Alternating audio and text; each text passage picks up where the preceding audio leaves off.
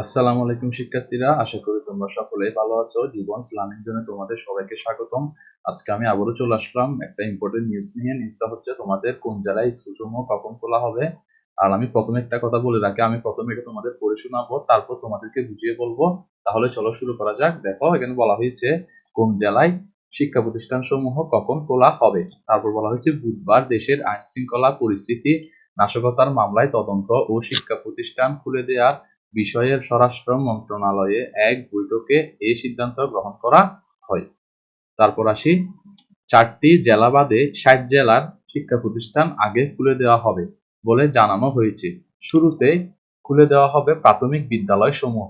পরিস্থিতি দেখে আগামী রোববার থেকে ধীরে ধীরে পর্যায়ক্রমে এসব জেলার প্রতিষ্ঠান খুলে দেওয়া হবে। বৈঠকে অংশ নেন আইনমন্ত্রী আনিসুল হক, স্বরাষ্ট্রমন্ত্রী আসাদুজ্জামান খান কামাল, শিক্ষামন্ত্রী মহিবুল হাসান চৌধুরী, প্রধানমন্ত্রীর উপদেষ্টা সালমান এফ রহমান এবং তথ্য ও সম্প্রচার প্রতিমন্ত্রী মোহাম্মদ আলী আরাফাত। সবাই শিক্ষা প্রতিষ্ঠানগুলোতে নিরাপত্তা বাড়িয়ে খুলে দেওয়ার বিষয় নিয়ে দীর্ঘ আলোচনা হয়েছে। আগামীকাল শুক্রবার সারা দেশের পরিস্থিতি দেখে তারপর এ বিষয়ে চূড়ান্ত সিদ্ধান্ত নেওয়া হবে। আইন শৃঙ্খলা পরিস্থিতি নিয়ে জেলা প্রশাসকের পাঠানো প্রতিবেদন সভায় বিশ্লেষণ করা হয়। তারপর বলা হয়েছে, প্রতিবেদনে উঠে আসে ঢাকা, নরসিংদী, নারায়ণগঞ্জ ও গাজীপুর বাদে অন্য সব জেলার পরিস্থিতি প্রায় স্বাভাবিক। সবার সিদ্ধান্ত হয় এই 4 জেলায় ছাড়া বাকি জেলাগুলো শিক্ষা প্রতিষ্ঠান ধীরে ধীরে খুলে দেওয়া হবে।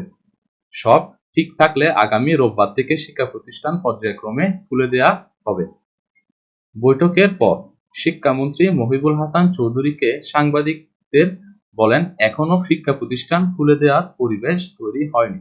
এ মুহূর্তে শিক্ষার্থীদের নিরাপত্তাই সবচেয়ে গুরুত্বপূর্ণ। শতভাগ নিরাপত্তা নিশ্চিত না হওয়া পর্যন্ত আমরা শিক্ষা প্রতিষ্ঠান খুলতে পারছি না। তবে চলমান এইচএসসি পরীক্ষা শেষ করা সরকারের মূল অগ্রাধিকার বলে উল্লেখ করেন মন্ত্রী। কোটা সংস্কার আন্দোলন ঘিরে দেশজুড়ে অস্থিতিশীল পরিস্থিতিতে সব প্রাথমিক বিদ্যালয় অনির্দিষ্টকাল বন্ধ রাখার নির্দেশ দেয় প্রাথমিক ও গণশিক্ষা মন্ত্রণালয়।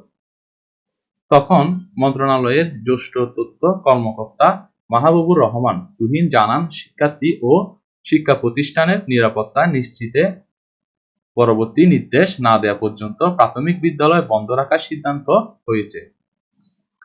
16 জুলাই সারা দেশে স্কুল, কলেজ, মাদ্রাসা, পলিটেকনিক সহ সব পাবলিক ও প্রাইভেট বিশ্ববিদ্যালয় অনির্দিষ্টকালের জন্য বন্ধ ঘোষণা করে সরকার। একই সঙ্গে বন্ধ ঘোষণা করা হয় বিশ্ববিদ্যালয়, অধিভুক্ত মেডিকেল কলেজ, টেক্সটাইল, ইঞ্জিনিয়ারিং সহ অন্যান্য শিক্ষা প্রতিষ্ঠান। জাতীয় বিশ্ববিদ্যালয়ের অধিভুক্ত সব কলেজও বন্ধ রয়েছে।